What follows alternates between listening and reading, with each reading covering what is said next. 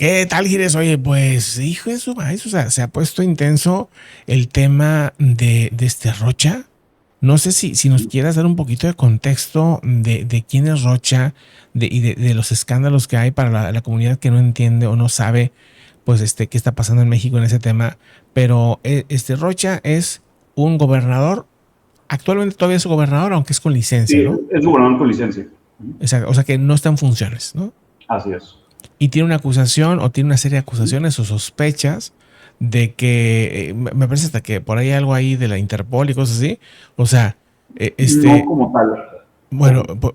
por ahí algunos medios ya lo traen como una supuesta ficha que ya se metió de Interpol. Lo decía el día de hoy Código Magenta sobre ese tema. Habría que ver, ¿no? Pero el punto es que hay acusaciones, sospechas, incluso ya se metió el ex embajador de México, Ken Salazar, en la época de Biden, en ese tema, acusaciones de tener cercanía con el crimen organizado. No, bueno, más que cercanía, él es parte del crimen organizado. Lo que existe es una acusación formal. Aquí quiero hacer nada más muy rápido el concepto, por si alguien no lo escuchó como tal. Una acusación formal no significa que yo te acuso y o que hay una denuncia. Significa que hay una investigación del Departamento de Justicia que ya fue valorada por un juzgado, que ya fue valorada por un juez y por un gran jurado, en este caso en Nueva York, que las pruebas son suficientemente contundentes para abrir un juicio. ¿Qué quiere decir Sí. esto? En ese momento procesal no quiere decir que no consideren que las pruebas son suficientes. Quiere decir, en ese momento procesal no pueden determinar si es culpable o no, o si las pruebas son suficientes o no. Lo que se determina es que con las pruebas que existen y que son presentadas ante el juez y ante el gran jurado, existe el indicio de la probable responsabilidad. Con eso se cumplen las causales para abrir un juicio. Teniendo esta acusación formal, Estados Unidos lo que hace es solicitar la detención provisional a México de este gobernador en ese momento en funciones, ahora con licencia, para una Ok. vez detenido, para evitar que que tenga el riesgo de fuga, para evitar que se escape y de conformidad con los tratados de extradición entre Estados Unidos y México. Ya una vez detenido, pasa a la siguiente etapa del juicio de extradición, que es mandar toda la documentación relativa al caso, con lo cual tienen un periodo de 60 días posterior a la detención provisional. Sin embargo, el gobierno de México se negó a detener a Rocha Moya. De hecho, creo que el día lunes se cumplieron los 65 días desde la solicitud de detención provisional.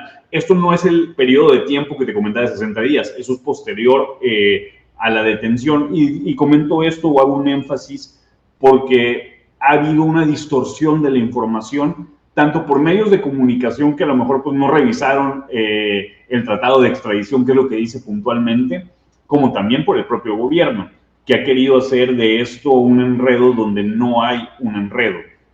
Bien, ¿qué es lo que empieza a tomar mucha más relevancia esta semana? Bueno, esta y la pasada, y casi llevamos meses con esto, ¿no? Pero esta y la pasada fueron muy importantes, relacionada a este tema, pero relacionado a todo lo que implica la participación del crimen organizado dentro de la política mexicana, y ahora señalados como grupos terroristas a los carteles de la droga.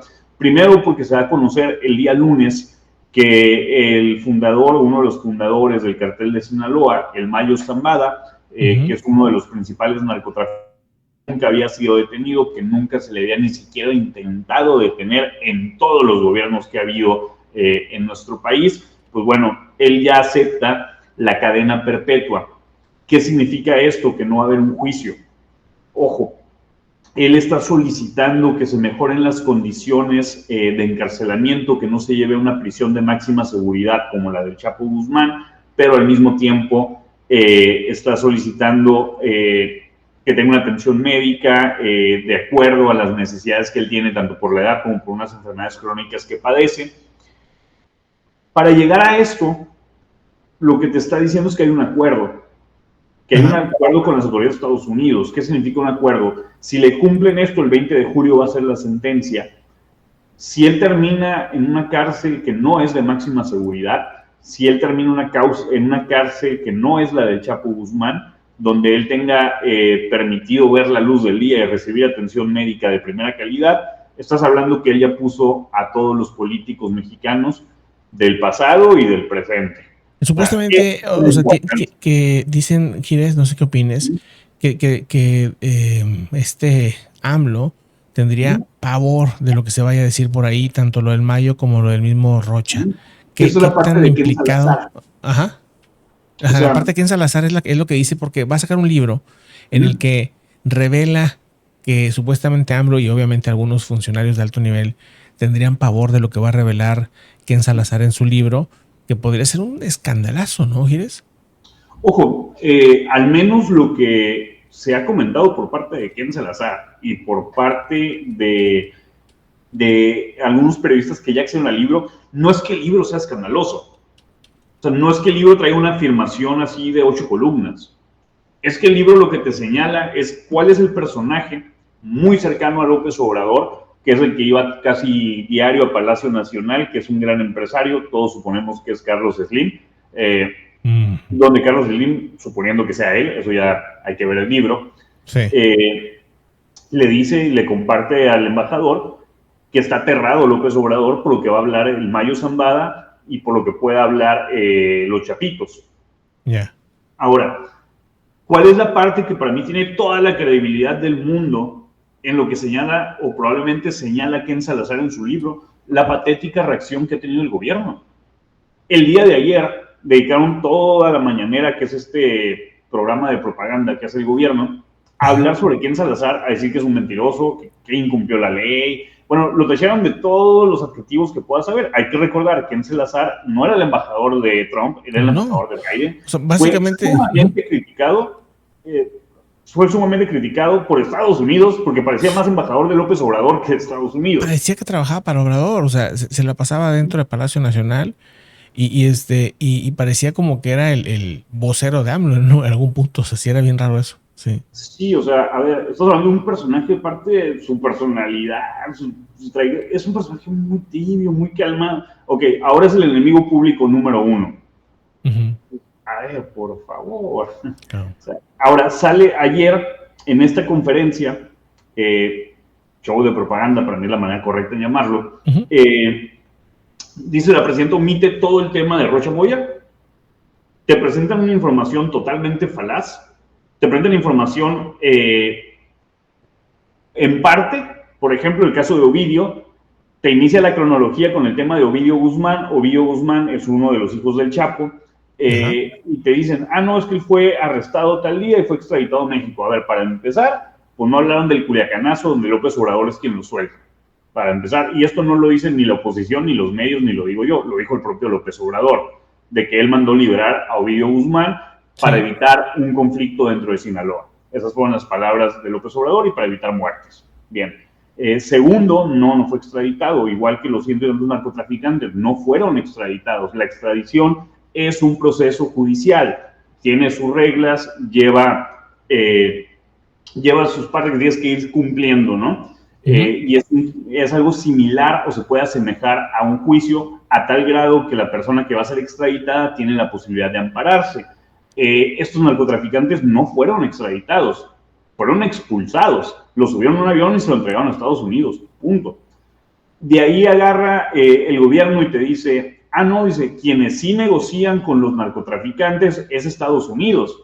Nada más que aquí la parte que hay que dimensionar, y porque lo que buscan es equiparar dos conceptos que no son equiparables, es que una cosa es una negociación dentro de un proceso judicial para adquirir beneficios, llámese testigo cooperante, llámese testigo protegido, y eso está normado y está reglamentado tanto en Estados Unidos como en México.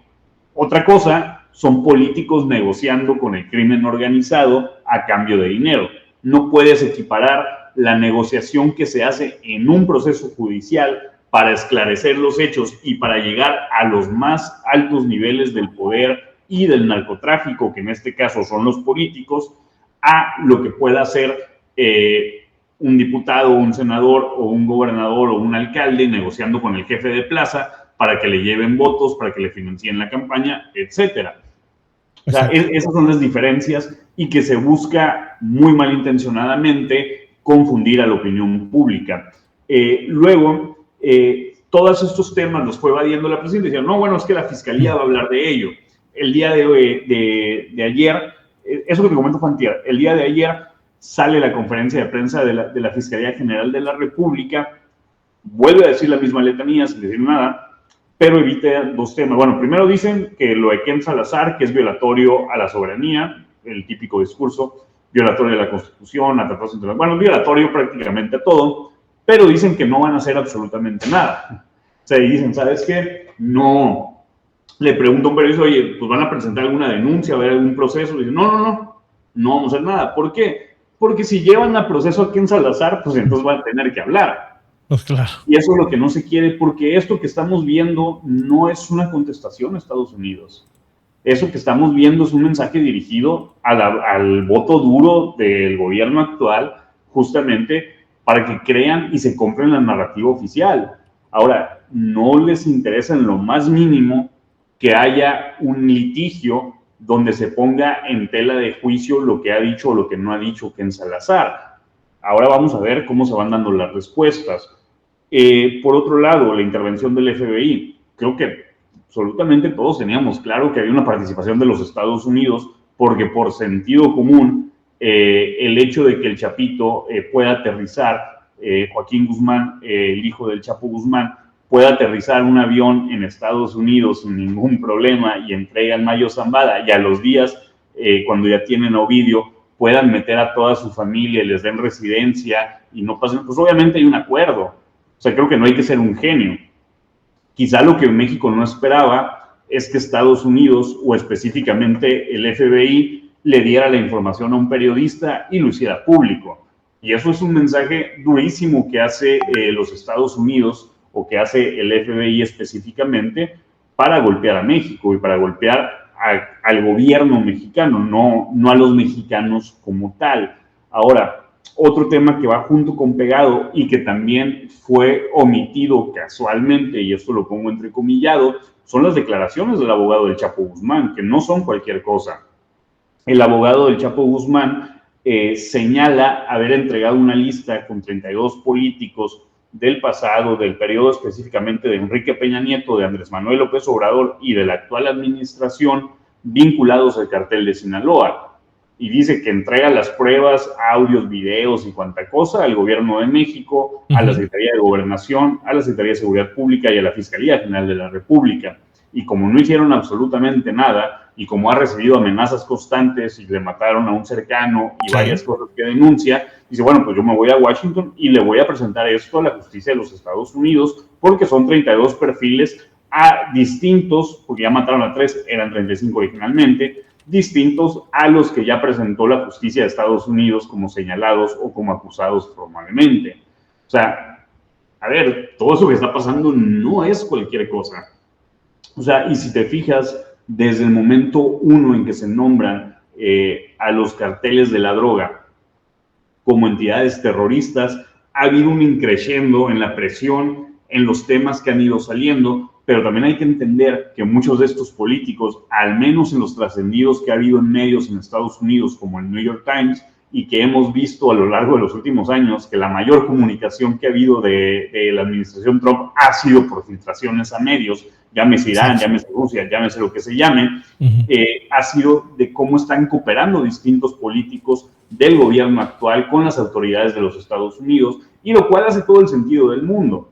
O sea, yo no me imagino a un Durazo, que fue el exsecretario particular de Vicente Fox, que fue un expriista connotado, que fue un expanista, que ha estado donde está el poder sin importar quién, esté dispuesto a pasar él y su hijo la vida tras las rejas a cambio de proteger pues, a un güey que vive en la chingada. O sea, no me lo imagino.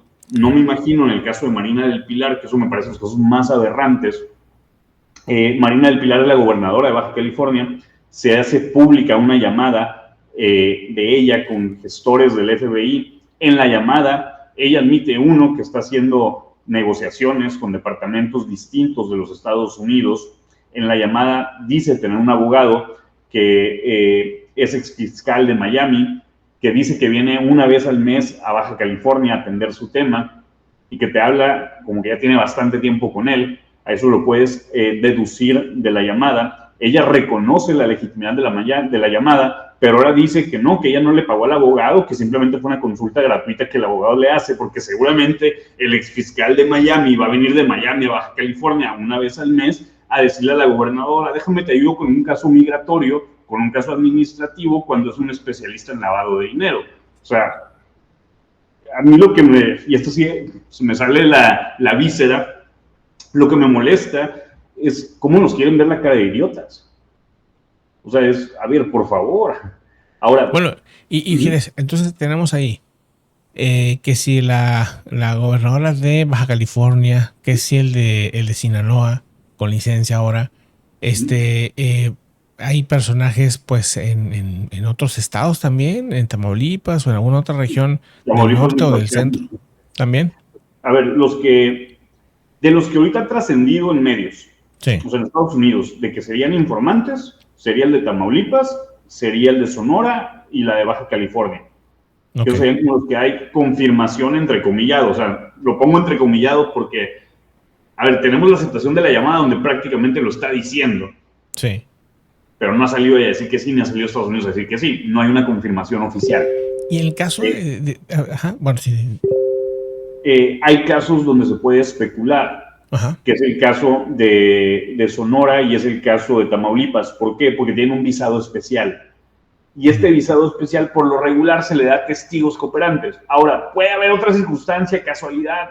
Yo no creo que Estados Unidos... A ver, Estados Unidos puede hacer mil cosas. Humanitario no lo creo.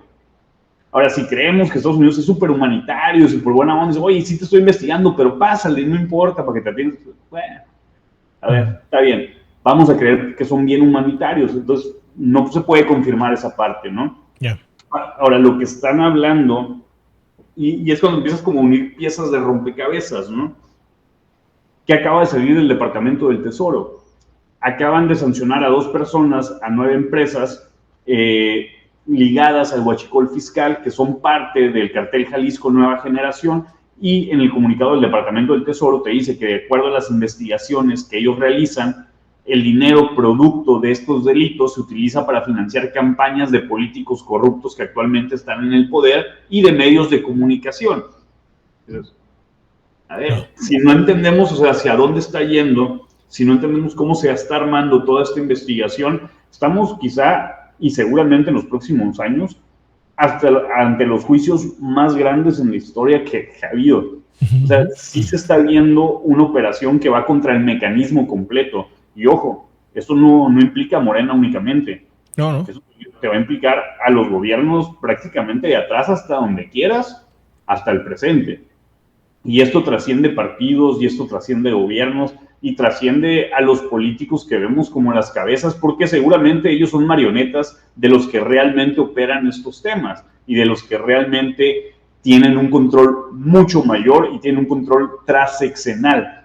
Que normalmente los presidentes son figuras políticas, son figuras que tienen relevancia por el periodo que ejercen el poder y después terminan pasando la irrelevancia, salvo contados casos como Salinas de Gortari y el propio López Obrador. Fuera de ellos dos, la mayoría terminó en la trascendencia. Personajes como el mismo Salinas Pliego, el mismo, ¿cómo se llama?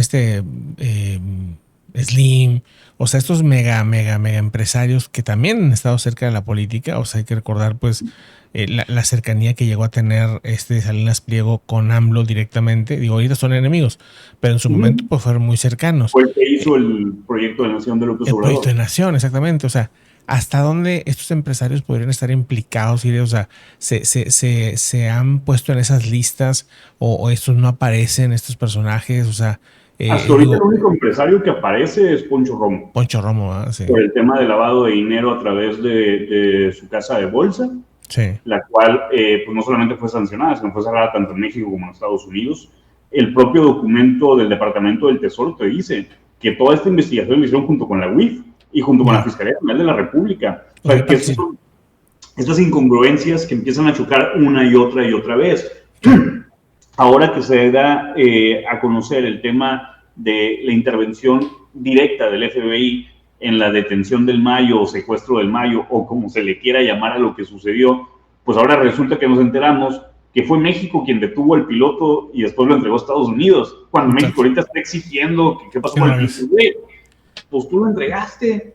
O sea, a ver, ¿en qué cabeza cabe que ahora los periodistas son mejores investigadores que la fiscalía, ¿no? Claro. O sea, y en ese caso específicamente, o sea, ahora dicen que no, que dice Ken Salazar que el FBI no tuvo nada que ver, ¿no? Cosas así. No, a ver, a mí se me hizo muy interesante lo que plantea Ken Salazar, porque dice, a ver, nosotros no sabíamos de esto otro, y yo hasta cierta razón creo que tiene razón, ¿eh? Yo no creo que hayan dicho al embajador, menos con la cercanía que tenía con López Obrador. Ya, o sea más bien él no estaba informado. Sí, claro, o sea, a ver, a mí no me informaron, yo no sé esto, yo no sabía esto, y esta es la postura oficial, no fue mi gente, no fue la gente de la embajada, y hasta lo que se sabe, eso es cierto, fue el Chapito, Joaquín Guzmán, que se lleva al Mayo Zambada y que se lleva, y lo dio a un piloto, aparentemente, que trabajaba con ellos, y me parece totalmente razonable, con una negociación previa, obviamente, que existía con el FBI. Inclusive, pues, el FBI le ponen reyes del cielo a esta operación, que eso fue lo que hizo el boom, el hecho de que se diera a conocer que efectivamente fue una operación del FBI, pero insisto, era lógico. O sea, no me imagino a alguien que no creyera que había una negociación previa, claro, porque ¿por qué carajos iban a entregar al mayor capo, al que nunca habían arrestado, si no era a cambio de un beneficio directo? De algo, claro, sí, definitivamente. Digo, y días después se vio a toda la familia o a una parte al menos de la familia del Chapo, pues cruzando hacia Estados Unidos sin ningún problema, con toda familia, hijos y todo. Sí, no, ahora, una residencia inmediata. Todo muy rápido, ¿no? Exacto. Que mira, qué bueno. A ver, si nos van a entregar a todos los políticos que están involucrados, bienvenido sea. Que se quede ahí el cuate un rato perdido en un pueblo de los Estados Unidos y no sepa nunca más de su existencia, que se salgan de México y que se lleven a todos los políticos vinculados con el narco y terminen en Guantánamo. Y Gires, viene este tema a también mover, al final de cuentas, pues también es político, y hablando de pues lo que sigue, ¿no? Del futuro, pues aquí se está jugando el futuro también de los próximos candidatos a la presidencia, que ya hoy me topé con que empiezan a aparecer esos panorámicos por primera vez de personajes que ya le ponen ahí presidente, presidenta, lo que sea. O sea, ya ahorita, no sé, se me hace muy temprano. La violación. Digo, está en el contexto de la elección del 27, ahorita ya estamos en un nuevo periodo electoral, entrecomillado, porque no es legal, que ya es la pre-campaña, donde les vale un bledo la ley, porque todo eso que estamos viendo está prohibido, de hecho, es causal para la anulación de candidaturas posteriores.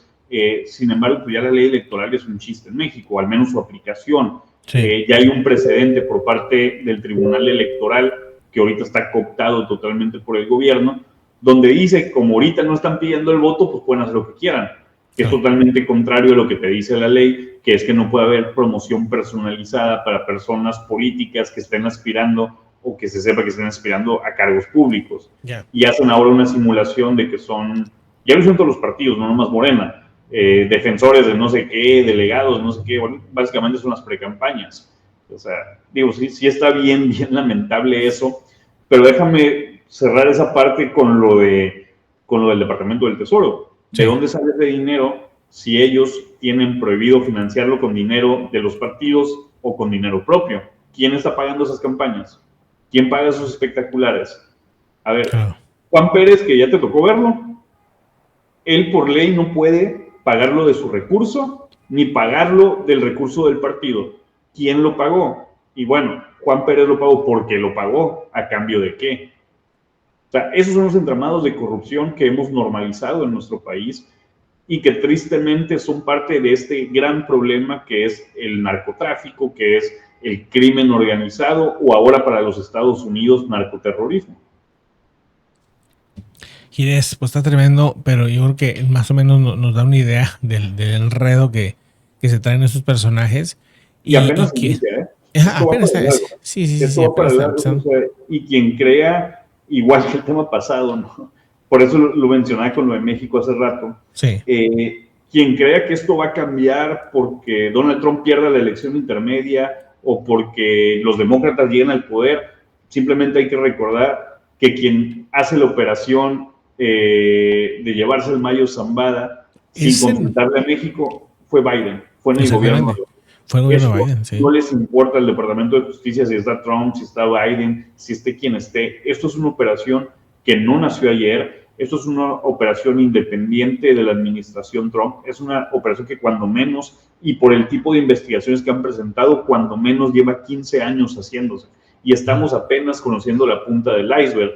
O sea, por eso a mí me hace toda la lógica y todo el sentido del mundo que, como se dice coloquialmente, pues las ratas son las primeras en abandonar el barco, y que seguramente estaremos sabiendo y conociendo en algunos años la cantidad de políticos dentro del gobierno ejerciendo el poder, que son los testigos protegidos que tiene Estados Unidos y los que van a poner de pechito a toda la fauna política de nuestro país. Va a estar bien bueno esos datos ahí. Gires, pues muchísimas gracias, Gires, a toda la comunidad. Ahí está el canal de Gires 73. Aquí, pues bueno, usted nos encuentra como Pepe en Vivo. Ya saben ustedes cómo encontrarnos. Gires, pues bueno, seguimos conversando. Ojalá que pues no sé, pues ahí cada 2 o 3 días estemos ahí conversando sobre lo que va pasando para pues analizarlo, ¿verdad? Para ir conversando y ver cómo se están dando un montón de giros también en el tema nacional, ¿verdad? Está tremendo, Gires. ¿Algo más? Y pues aquí andaremos dando lata, Es todo. Y con palomitas platicando todos estos temas. Ya sé. Está bueno, platicamos, Gires, que estés muy bien. Saludos. Hasta luego.